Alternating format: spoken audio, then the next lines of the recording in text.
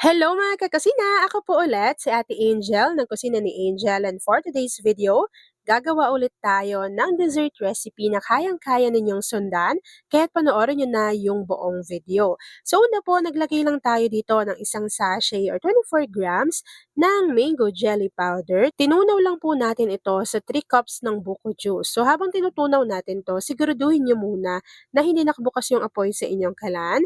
Tapos kapag natunaw na yan ng maigi, pwede nyo nang buksan yung apoy sa inyong kalan at lulutuin lang po natin yung ating mango jelly mixture hanggang sa makita po natin na kumukulo na ito. Kapag kumukulo na yung ating mango jelly mixture, isanin lang po natin ito sa ating lagayan. Tapos hihintayin po natin itong lumamig, mag-set at mag-firm. Habang hinihintay po nating lumamig yung ating mango jelly mixture, meron po tayo dito isang piraso ng melon.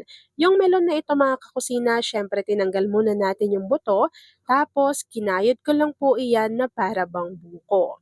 After nating makayod yung melon, dito na po tayo sa ating mixing bowl. So, kinailangan lang po nating ilagay dito yung nahiwa natin na jelly mixture.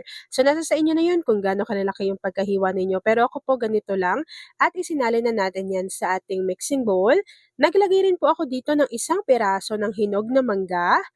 At ito na po yung kinayod natin na melon. So, inilagay lang din natin yan dito sa ating mixing bowl. Isang piraso ng buko. Yung buko na to, of course, kinayod din natin to.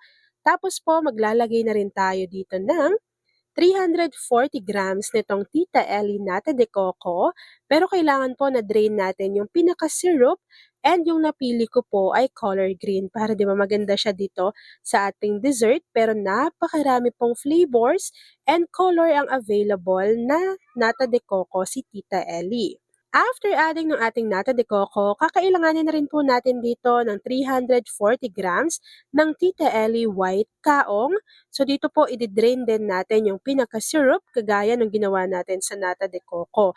After po nun, pwede rin kayo mamili dyan ng iba pang flavors and colors ng kaong kasi po napakaraming pagpipilian basta Tita Ellie.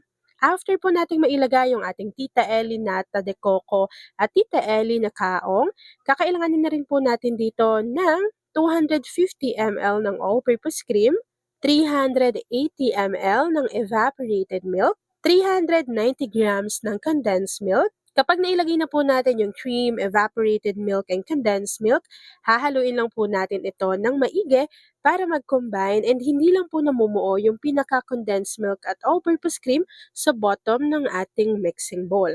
So habang hinahalo natin yan mga kakusina, please don't forget to like and follow yung ating Facebook page, Kusina ni Angel. Kung meron ka ring Instagram, paki-follow na rin ako doon, Kusina ni Angel. At kung gusto mong matuto pa ng iba pang mga recipes o kaya naman gusto mo mag-share ng mga niluluto mo everyday, pwedeng-pwede kang sumali sa ating Facebook group. Andyan lang po yan sa ating Facebook page. At paki-share na rin ng ating video kung isa ka sa dessert lover at mag-comment ka na rin kung taga saan ka nanonood.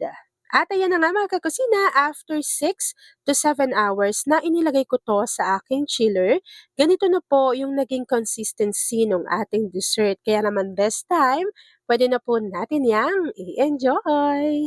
At ayan na mga kakusina, tapos na po ang ating easy dessert recipe na mango buko melon salad. Kung nagustuhan mo yung ating video, please like and share this video. At kung hindi ka pa nakakapag-subscribe sa aking YouTube channel na Kusina ni Angel, please click subscribe button. Click mo na yung notification bell, click all para lagi kang updated sa bawat ina-upload kong mga videos.